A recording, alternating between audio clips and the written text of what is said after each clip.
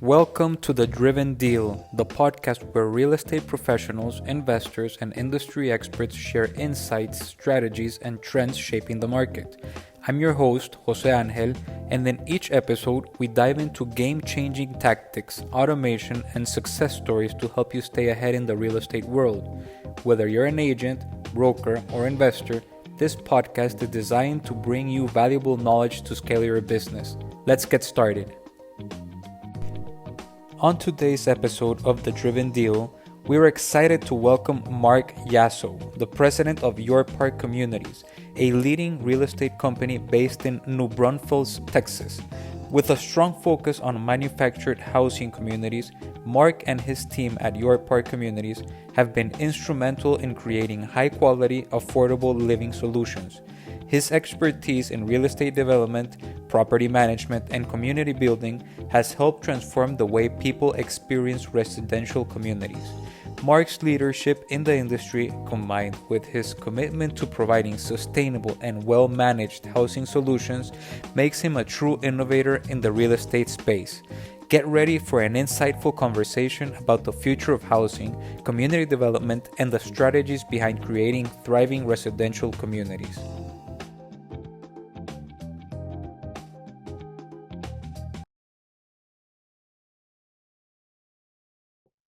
Hey, good morning.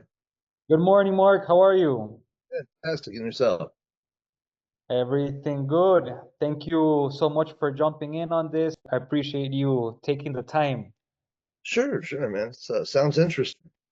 Thank you, Mark, for being here. Can you share a bit more about your role and how it fits into the bigger picture at your park communities? Well, what I do is kind of twofold. We have a acquisitions arm, which, we kind of scan all over the region area, looking for any manufactured home parks that, not necessarily are completely worn down and need to be, fixed up, but anything that comes up in our market that, may be a good fit. And my responsibility is kind of locating that, negotiating the deal, and doing a lot of the due diligence on the front end as far as inspecting the property, inspecting the numbers, make sure everything works for what we're trying to do, and then kind of getting with the owner and if any rezoning needs to take place, trying to do that. Cities haven't always been the most easy to work with when it comes to building manufactured housing communities or trying to add extra lots or whatever. So it's a lot of that is just going into educating the city, making sure they're comfortable with what we're doing, seeing what we've already done, and then I kind of go into these parks, integrate our processes and procedures in there, and retrain management, a lot of that kind of thing. Most of the time, it's you know a manager that's been there for a while, but just kind of it's a tenant that doesn't really have a firm grasp on the processes. So it's a lot of cleaning things up and really just retraining, making sure that we're all on the same page regarding what we expect and uh, you know what's available to the managers should they you know find other parks themselves, all that kind of thing. So yeah, I'm that's more or less what I do. All right, and how does a typical day look like for you? It's great. I mean, I came from logistics, so I ran UPS for years down in Houston, and what I loved about that job was just the constant movement. Everything was constantly in flux and changing, and you're always having to pivot and pull that 1 pound box out of a tractor trailer that wasn't supposed to go out in the first place, and that kind of thing. So it's a lot of thinking on your feet, and it really aligned with manufactured housing and that you never know what you're going to see. Every day is going to be different. So some days, it's supposed to be a slow day, and then all of a sudden a water line breaks in someone's back, room, and you're scrambling for that. Luckily, we don't have any park-owned homes. Every time we have a park-owned home or we buy a park with park-owned homes, we tend to just sell those to the tenants, finance it out to them, and let them take on the maintenance and all that because we're just not as a company, that's not really our wheelhouse. We don't have a huge maintenance staff like you see in an apartment complex where, they have the little maintenance room and have all their guys in there running around fixing everything. That's just not the way we're set up. So it tends to give the tenants a great deal on their homes, whether they're buying them significantly under what it would cost to move a home into the park. And, pride of ownership kicks in. So they're really able to handle that. But yeah, it's usually made up of that. We try to have a real tight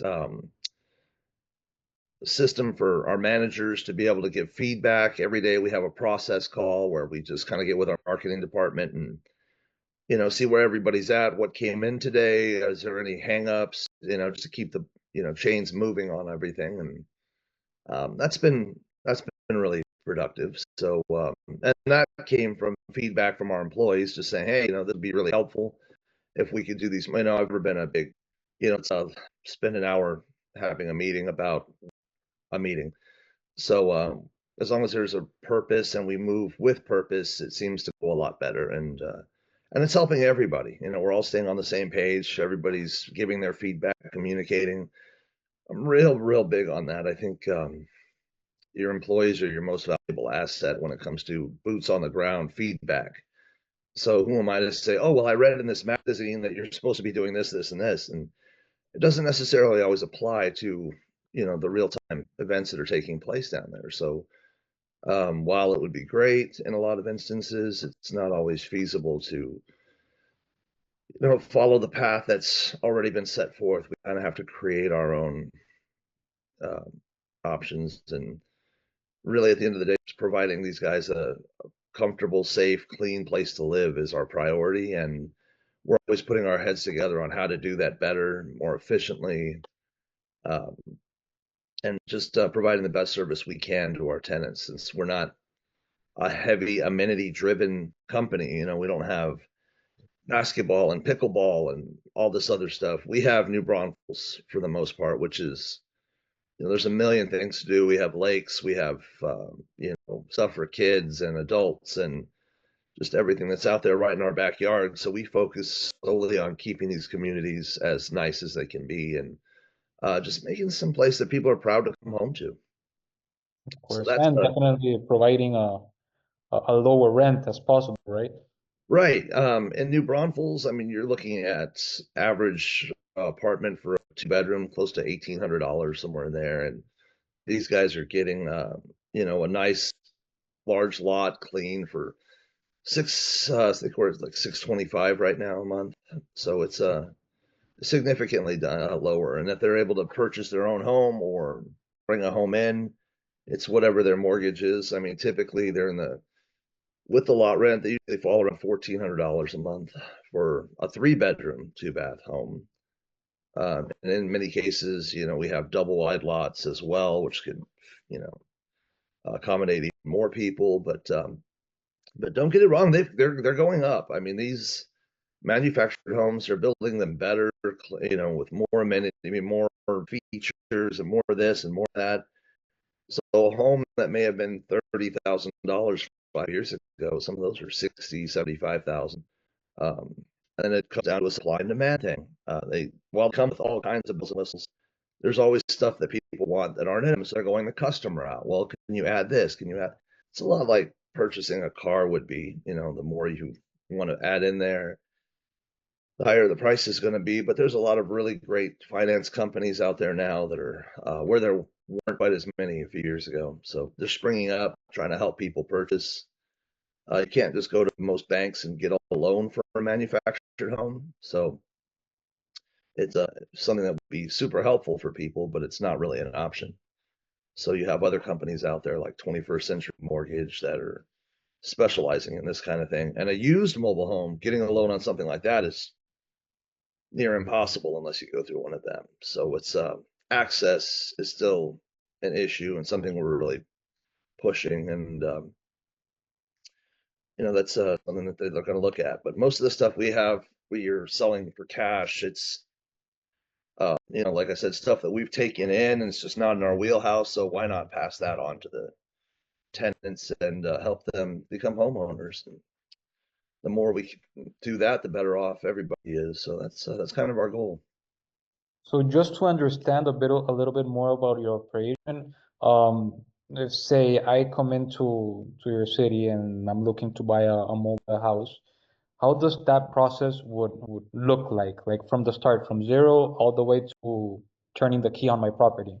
Sure. If you were to call us up, the first thing we're going to see is, do you have your own home? Are you looking to purchase a home? What's your situation? And really just getting that feedback and understanding what it is you're looking for. Then we're going to try to figure out what your current situation is versus what you're looking to do. Some instances we'll have retirees. People are retired. They're living in a 6-bedroom house. They don't want to continue to maintain this huge thing. Their kids are all grown up. They just want something small in a nice little town like New Braunfels where they can go to San Antonio and see the shows and all the different things going on there, or Austin and visit the capitals and just get the experience of the area. So they're going to want something small. Now you're seeing these really cool little cottage homes with porch on the front. They're 60 feet long, but they have everything they could possibly need. Now, it's really more psychological. What are you guys coming from? If they're coming from 5 or 6 acres, then the odds of them wanting to be comfortable in a manufactured home community probably not the best fit. They're smaller, lots, they're smaller areas. Now, if dad or mom just had a heart attack and they don't want to maintain a huge yard, it's perfect Yeah. because you can mow a whole, yard in 10 minutes if you're in a manufactured home community most of the time. Now, if they're looking for that larger space, we'll kind of push them into a land home package deal, which we have a lot of contacts that do that kind of thing. So, um, it really just depends on what their needs are and what they're actually is going to make them happy long term. And that's kind of how we look at it. We're not trying to force people into something to fit what we want them to have. We're trying to really cater to what's going to make them the most comfortable in the years to come. So then once we get there, it's just a simple background check. If they do decide they want to move a home into one of our vacant spaces or purchase a home that we already have set up there, and we're running background checks. We're doing the standard, like you'd see at a apartment complex or rental center or whatever. It's nothing too stringent. We try to work with people as best we can. Main thing is that we're not moving in, someone who's going to terrorize the community and just make it miserable for everyone. So, we look at all that and, rental history. And then once that's set up, we get our lease ready and we're good to go. I mean, most of the time the lots are already ready by the time they see them. Otherwise, we'll have to make sure the infrastructure is right, relay the pad, just basic housekeeping stuff to make sure that their move goes smoothly. And the part they always miss is getting the movers, the transport company. Those guys are hit or miss. You never know what you're going to get. And a lot of times, if you buy from a dealer, they leave that part out. Oh, Yeah. well, the price of your home, this is what it's going to take to, get you set up. They get the financing done. And then people will call us and be like, hey, I got this house we're going to buy. And a lot of people nowadays know everything. I went online and this is how it's going to work. And this is what I'm buying. And this is this and this is this. So we just sit back and we're like, okay, who's moving it for you? And then they just hit a wall, well, it's not included. No, it's usually not included. And that's another $4,000 to $7,000 expense getting that home moved from the dealership into the community, setting everything up. That the dealerships tend to leave out that little part because it's another large expense that's going to hit them. And so sometimes you can't finance that in. So that's really it. Just using our experience to try to to curate the experience, make it as comfortable and easy as possible on them because it can be a very stressful thing buying a house, I can whether imagine. it's manufactured or real house, site built or whatever you want to call them. It's stressful Well, enough. and if everything runs smoothly, if all the documentation is in order, you receive the payment on time and everything, How much time does it usually take for a tenant from the first point of contact with you guys to when they're actually moving into their new home? With a lot that's already done, I mean, we could usually see it happen as quickly as 2 weeks. Oh, nice. Yeah, I mean, usually just weather permitting, and as long as all the ducks are in a row. Sometimes a little bit sooner. Sometimes it could take a month if they're. Good example. We had one the other day that was a home that was out on some land that these people were selling the land, and they needed this manufactured home out of there. The kids were living in it, and the land was sold. Now, what are we going to do with this manufactured home? Well, the kids wanted to move into one of our communities, but it's literally out on a farm in a field. And with any kind of rain and mud, you can't get in there to pull the thing out. So we had to kind of play the weather by ear for that to dry up enough where they could actually get it out without getting stuck somewhere. Of course, the trailer had 3 flat tires on the way between there and here once they finally did get it out. So they're on the side of the road changing out tires, which, wasn't, probably delayed them a couple hours, but nothing too crazy. But, again, we're at the mercy of the weather and their ability to get the home to us and get it in the park. But once they got it out of there pretty quick, they get the skirting done around the bottom of the home, hook everything up.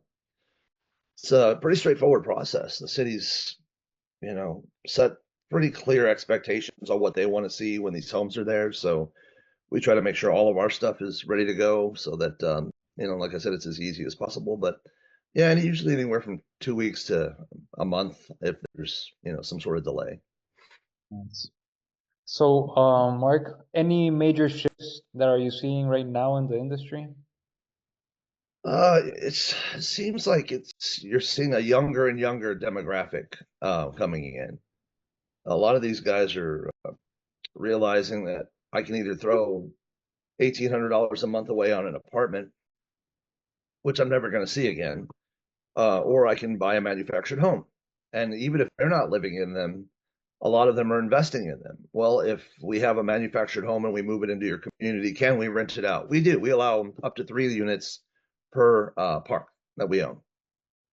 So they're able to, rent their homes out. But it seems like even they're getting younger and younger. I'm seeing 20 somethings come in where before, it was usually 45 to 55-year-old couples or singles coming in, and these kids are getting smart. They're wanting to make sure their money's working for them. So, I mean, we had one the other day that had been living in the park about 4 years and decided to sell his house. Well, he paid 35,000 for it, and he sold it for 34 after living there for 5 years. So they're holding their value. It's the population is only going to increase, and housing. I read the other day the average house, the average parcel of land around 80,000, and then to have a site built home built, you're looking at $2 a square foot. So 1,000 square foot home plus the land, you're looking at $280,000 right off the bat, and that's just bare minimum. So if that's your alternative, and you can go buy a manufactured home for 70, 80,000, and turn around and that's brand new, and then rent a lot out, and then if you as you save up for your land, you're keeping it in the manufactured home park, and you have a great place to live. It's a brand new home. Then that acre comes up that you've been waiting on to purchase. You move the home out there once you get all your utilities in place, and you're set up. So and you haven't thrown all your money away on apartment rent. It's just a really different situation. Manufactured home communities have I liken the stigma to the Harley Davidson guys back in the 80s. Back then, if you had a Harley, you were a Hell's Angel. You were a gangbanging, drug dealing, criminal. And then come to find out, there's lawyers, doctors, CPAs, kindergarten teachers, all riding these Harleys. And you have to get past that stigma to realize what we have here. They're trailer, manufactured home communities are not a place to be scared of. They're not full of derelicts and drug pushers, and it's just not what a lot of the narrative has been put on them. especially now. I mean, they're run by corporations that have 200 and 300 communities in many instances, and they have a system. They have amazing management that goes through, gets in these communities, walks the communities, makes sure there's no hazards for kids to get hurt on or adults, or um, there's no unsightliness to the communities. That we have really nice clubhouses and infrastructure, and the trees are neatly trimmed, and everybody's keeping their yards maintained.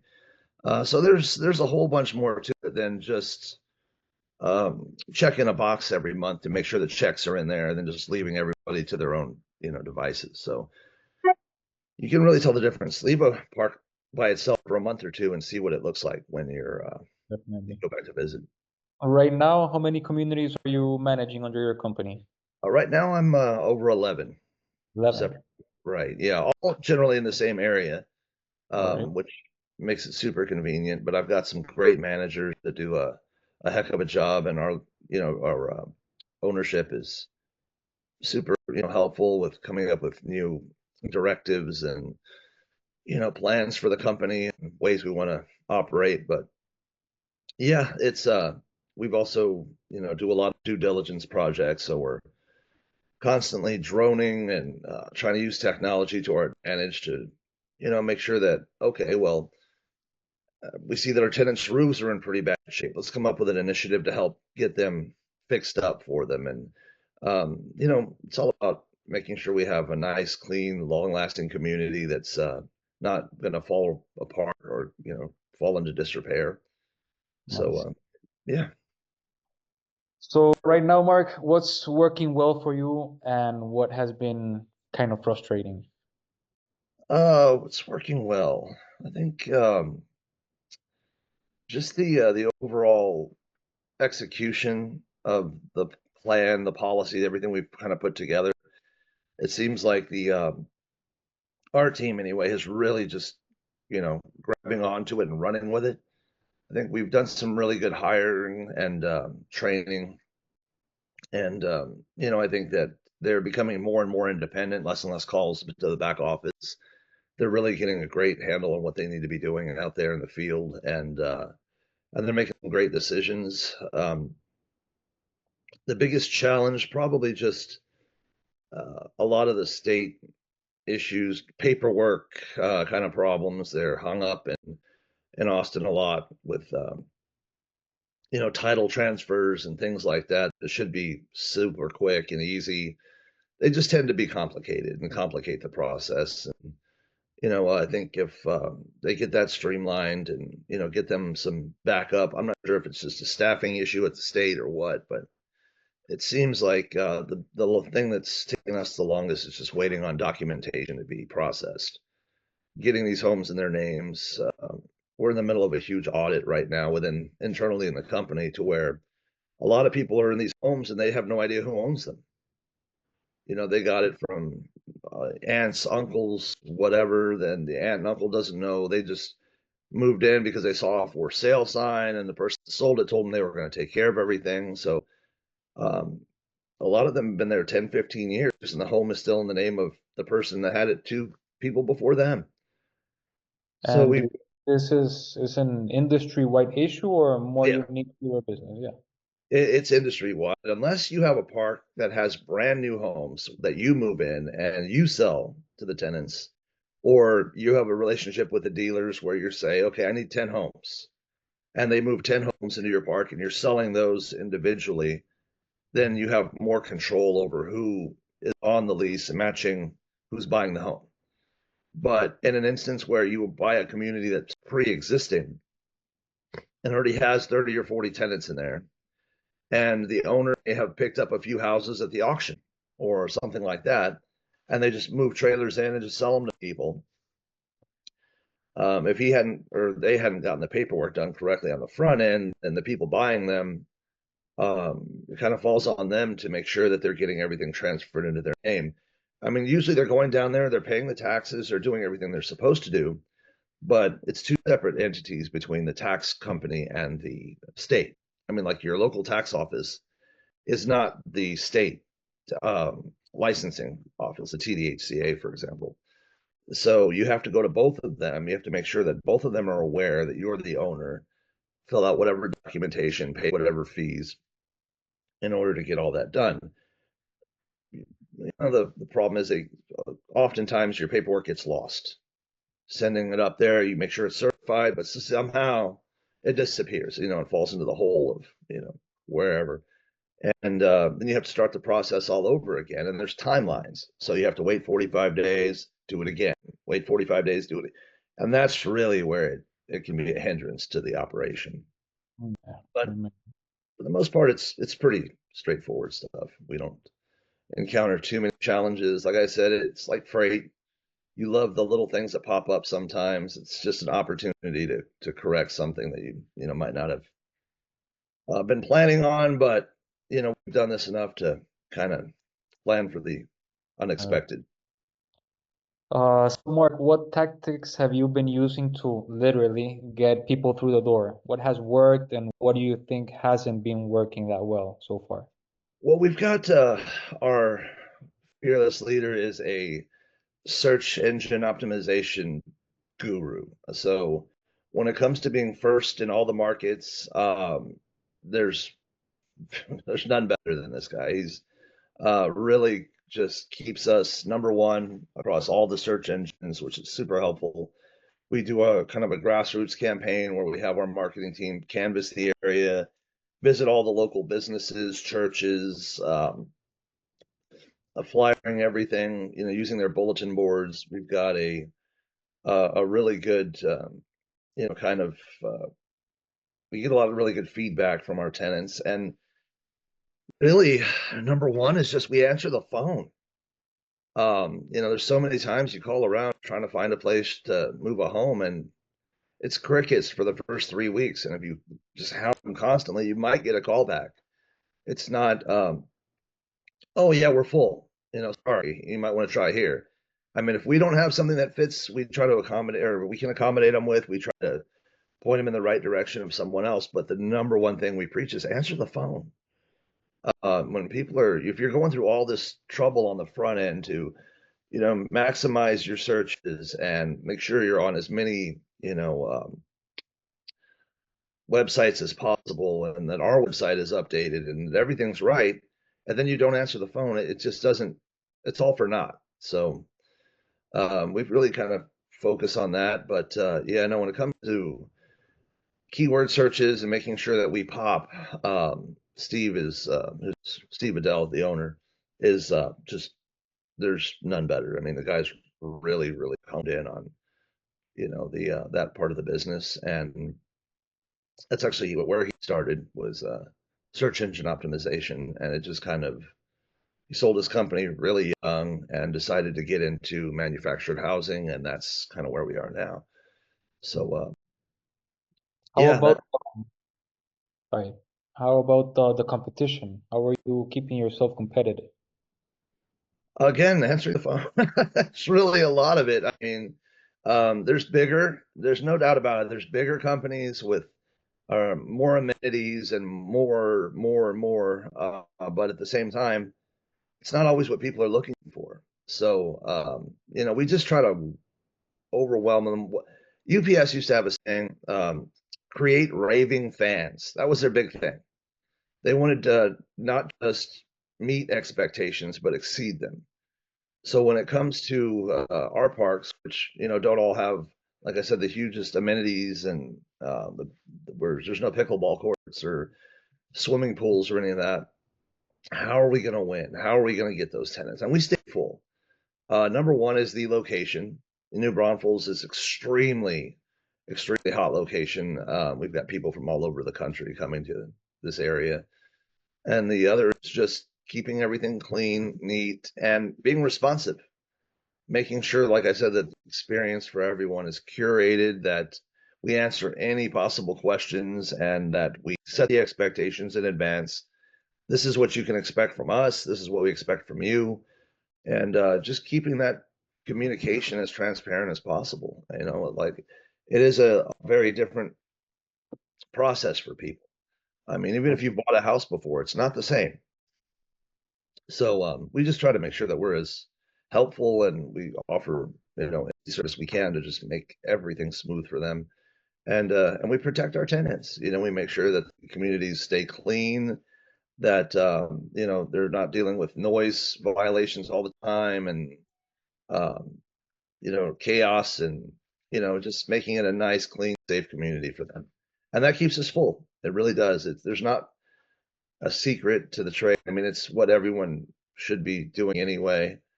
And most companies do. They have some sort of process where they go around, check their parks every week or every day for, unsightly, broken down cars in the yards, stuff like that. Washing machines in the, front driveway, or, the basic stuff. Just be courteous to your neighbors, and, that's all we expect, and it works out. But yeah, there's not really, I mean, some people think, oh, if I add this and I add this, and at the end of the day, from my experience, most of the people that use the basketball court don't live in the community. Most of the people in the swimming pool are just random people that know you have a swimming pool and show up. They have no skin in the game. They don't have a house. So they don't care if they get in trouble for misbehaving or not. So it's making sure that you're keeping your tenants, at the forefront and protected. All right, nice. Any bottlenecks that are you seeing that when unlocked will take you to that next level in the business? Not particularly. I mean, we have kind of our niche. We're not trying to buy 400 lot communities. So for what we're doing, we've got a pretty good system in place. I came from a company that was looking to buy massive properties, where there was 400 or 500 lots in those communities. And our biggest hangup was just, again, the stigma attached to manufactured housing. It was really bad in Kentucky, where you'd have a parcel of land, there would be some land adjacent to it that you also owned, and when you try to add more homes, it's literally like they do everything in their power to stop it. And maybe they had bad luck with manufactured home parks in the past or whatever, but it's really just a stigma. Well, why would we do that when we can have an apartment complex put there? Well, if you have a problem with manufactured home communities, you're really going to have a problem with apartments. So, that's just really, it's been the biggest hang up for the longest time. But as soon as these people come and visit the manufactured housing community, then they realize, oh my goodness, this is way nicer than I could have imagined. And then they walk into these houses and they're like, wow, you have USB ports and kitchen islands with stoves built in and this and that. And oh, they have doors and windows, just like a normal. Yeah, they have doors and windows, just like a normal house. I mean, they literally put them on they took some to Washington and put them right there in front of the Capitol, right on the grass, just so that they could see what they actually are, because it starts there. The programs that they've tried to roll out to make these more affordable for people, and people just had no clue. So I think that was a big wake up call. Ben Carson was a big proponent of the manufactured home industry, and he did a lot for just moving the needle on that. And but yeah, it's 10 steps forward, 8 step back. So it's been a gradual climb, but I think it's finally now that investors are seeing what these things can do and what the parks are producing as far as returns go, they're starting to really get on board with it. And Nice. let's see what the next 5 to 10 years holds. I was actually gonna ask that. Where do you want to be like in 6 to 12 months from now?